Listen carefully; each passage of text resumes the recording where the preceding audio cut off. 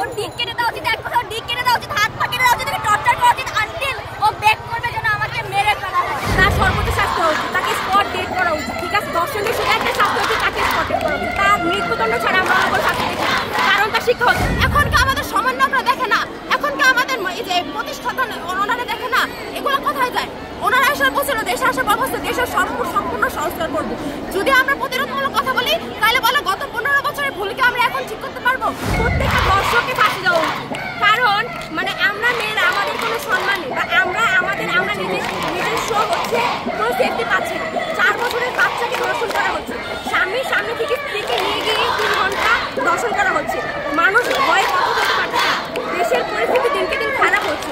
যদি ভালোভাবে শাসন করতে না পারে তাহলে হচ্ছে উনি ছেড়ে দেবে, হয়তো স্টেপ নেব নাইলে আসন ছেড়ে দেবে, আমরা আবার অন্য কাউকে বসাবো। আমরা যেহেতু একবার রাজপথে নেমতে পেরেছি, আমরা বারবার নামবো। দেশ জুড়ে তোলপাড়, ওয়ালটন ফ্রিজ কিনে হতে পারেন মিলেনিয়ার। এছাড়াও রয়েছে লক্ষ লক্ষ টাকার ক্যাশ ভাউচার সহ কোটি টাকার নিশ্চিত উপহার। কোনো মেয়ে কোথাও সেফ না, আমরা একটা সুন্দর সমাজ চাই, যেটা আমাদের সবাইকে দেওয়া উচিত, আমাদের দেওয়া উচিত। গত 65 ঘন্টায় 74টা নারী ধর্ষণ হয়েছে, এর কি প্রতিবাদ নাই? আওয়ামী লীগ সরকার পর আমাদের যে সংস্কার নামলো, উদ্যোগরা নামলো, তারা থাকতে আমাদের দেশে কেন এখনো নারীরা ধর্ষিত হবে? ইভেন ধর্ষণের সংখ্যা আগে থেকে আরো বেড়ে গেছে।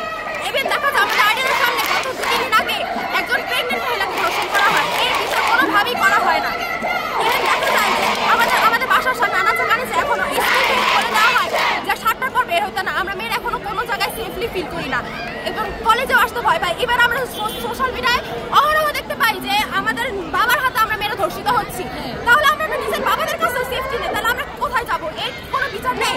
আমাদের দেশে দেখা যায় আওয়ামী লীগ সরকারের সময়ও একজন উঁচু ধর্ষকদেরকে কখনোই ফাঁসি দেওয়া হয় না, তাদেরকে ঘুষি নেয় না, পুলিশ তাদেরকে ছেড়ে দেয়। এই প্রতিবাদ হয় না দেখে দেখা যায় যে কেন্দ্রীয় ধর্ষকের সংখ্যা বাড়তেছে। আমরা যদি আরো বিগত 15 বছরের আগে কাহিনী দেখি, বিএনপি সরকার আমলে আমাদের বিএনপি একজন ধর্ষককে ডিরেক্ট ফাঁসি দিত, তার কোনো অনুষঙ্গ না, তার শাস্তি নিয়েছেন।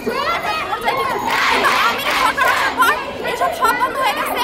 ইভেন দেখা যায় যে এগুলো আরো দিন দিন বেড়ে যেতেছে। আমাদের সমন্বয়ক সার্জিস এবং হাসনাত, তারা আসার পর আমরা দেখি যে ধর্ষকের কোনো মামলা নেই।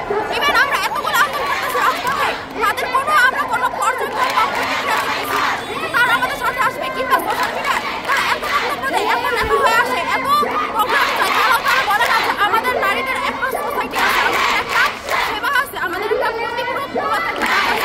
এইসব সংসদ দেশে অপরাধ হবে।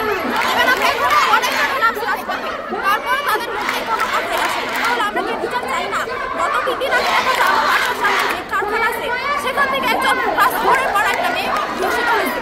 শাহবাগে সামান্য একটা ক্লাস 4-এ পড়া ফুল বিক্রেতা, তাকে প্রথমে ফুল বিক্রেতা করতে গিয়ে তাকে আমরা তো আমাদের কর্মসংস্থান চালু রাখবো, সেখানেও আমাদেরকে দেখা যায় যে ধর্ষিত করে রাখছে।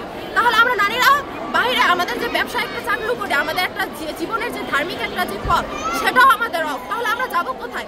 বাসে দেখা গেলে চলা যায় যে 3-4 জন আছে, মানে বাসে 3-4 জন লোক আছে, ড্রাইভার আছে, কন্ডাক্টর আছে, একা 2টা মেয়ে সর্বোচ্চ।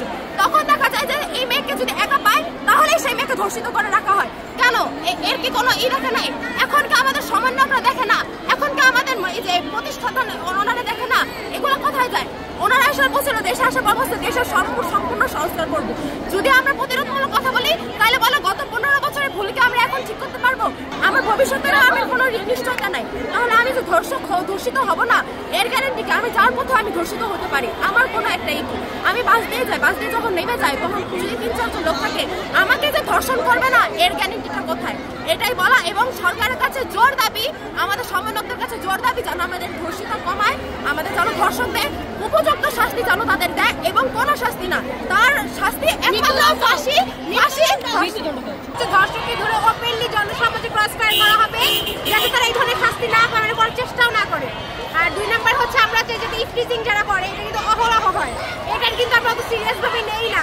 কিন্তু আমরা চাই যারা ইফটিজিং করবে তাদের জন্য নতুন সরকার যেন যাবজ্জীবন কারাদণ্ডের ব্যবস্থা করে। আর তাছাড়া আমরা চাই জনসমাজে যেন তাদেরকে শাস্তির আওতায় না হয়। ওর ডিক কেটে দেওয়া উচিত, এক কথা ডিক কেটে দেওয়া উচিত, হাত পা কেটে দেওয়া উচিত, টর্চার করা উচিত আনটিল